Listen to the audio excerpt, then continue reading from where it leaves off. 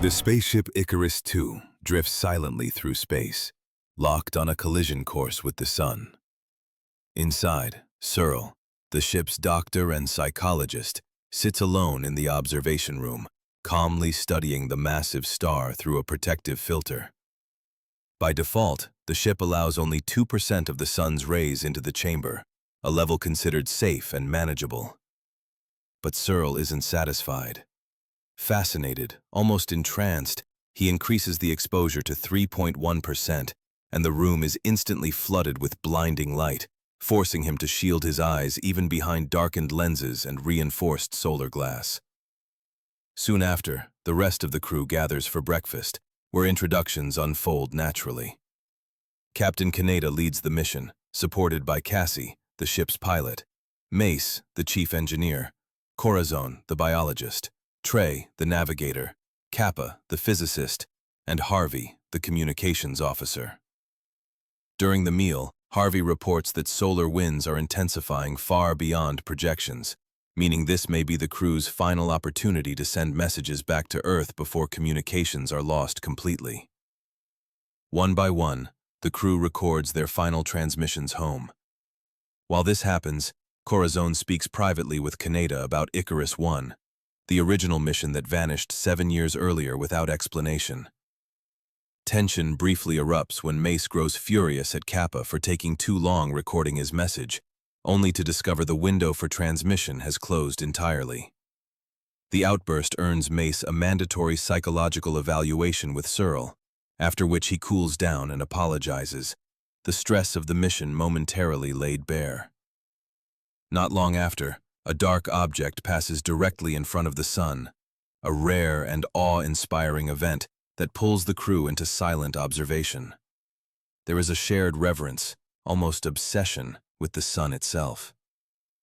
During a routine communications check shortly after, Harvey intercepts something unexpected, a distress signal. The source is unmistakable. It's coming from Icarus I. The revelation forces the crew to confront the true nature of their mission. Icarus II isn't simply approaching the Sun. It's carrying a massive payload designed to reignite it, preventing Earth's extinction. The crew must now choose whether to stay the course or divert toward Icarus I to investigate potential survivors and recover its payload. Searle argues that having 2 payloads would dramatically increase humanity's chances. Ultimately, the decision rests with Kappa. After running countless simulations, he concludes that 2 bombs are better than 1, and Kaneda orders the ship to alter course. As the maneuver begins, alarms suddenly blare throughout the ship. Rushing to the control room, the crew finds Trey in distress. He admits that while recalculating the trajectory, he failed to adjust the solar shields for the new angle. The error is small, just 1.1%, but near the Sun, it's catastrophic.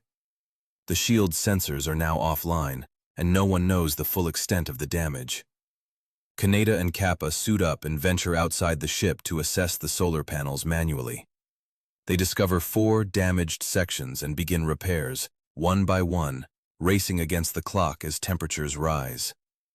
Before they can finish, a fire erupts in the oxygen garden, triggering Icarus II's automated systems.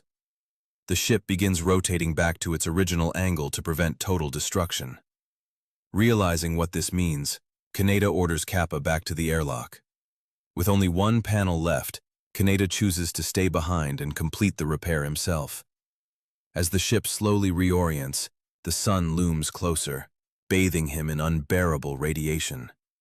He finishes the repair just in time, saving the ship, but the solar winds consume him completely. Kappa barely makes it back alive. With Kaneda gone and the oxygen garden destroyed, the crew calculates they no longer have enough oxygen to complete the mission. Their only option is to rendezvous with Icarus I. As they approach, Kappa and Cassie confirm the payload is still functional, and the crew carefully aligns both ships' solar shields before boarding. Inside Icarus I, the atmosphere is unsettling. Dust coats every surface, and the ship feels eerily frozen in time. Because of its size, the group splits up to search for answers. They soon discover the oxygen garden is fully intact, having grown wildly for 7 years without maintenance. Mace checks the systems and initially believes the ship should still be operational, until he uncovers the final video log from Captain Pinbacker. Kappa confirms the payload is functional, but Mace discovers the real problem: a coolant system failure caused by deliberate sabotage. The mainframe is offline, making flight impossible. In the observation room, they find the remains of the crew, burned beyond recognition, having willingly stared into the sun without protective shielding. Suddenly, Icarus II violently detaches from Icarus I. Panic erupts as the crew races back to the airlock, only to find there is one spacesuit left for 4 people. They begin suiting up Kappa as the highest priority, but Harvey, now acting captain, panics and orders the suit removed, desperate to survive. Mace proposes a desperate plan, breaking the airlock seal to launch them toward Icarus II. Only Kappa will have a suit. The others will wrap themselves in insulation. Someone must stay behind to manually override the door. Searle volunteers. The plan partially works. The decompression blasts them into space, but Harvey is lost immediately. Kappa manages to grab Mace, pulling him to safety. Searle survives aboard Icarus I but is trapped.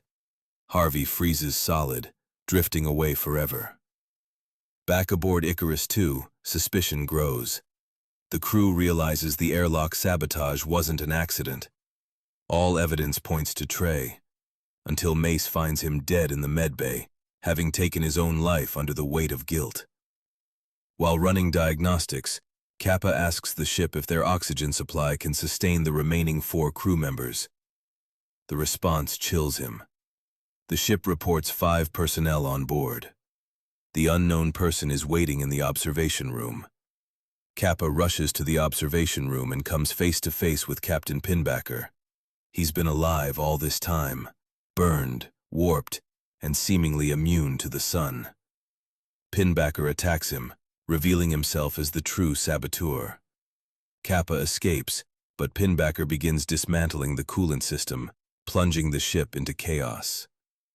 Unaware of the danger, Corazon enters the damaged oxygen garden and discovers living plant matter still thriving.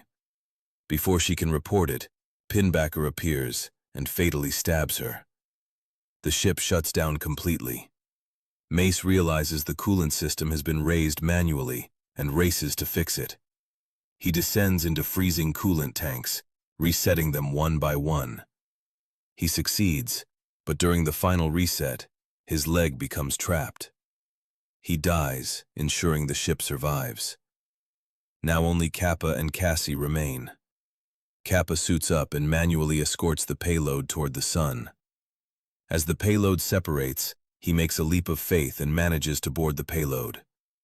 Inside, he finds Cassie already there, but the closer they get, the more disoriented she becomes. Pinbacker follows them, intent on stopping the detonation, believing humanity deserves extinction. In a final struggle, Cassie fights Pinbacker, and both fall away into the depths of the payload chamber. Kappa reaches the control panel and detonates the bomb just as it reaches the sun. Time seems to slow as he reaches out, touching the star's surface in a moment beyond comprehension. Back on Earth, Kappa's family receives his final transmission as the sun reignites, warmth returning to the planet. The mission is complete. Humanity survives. For now.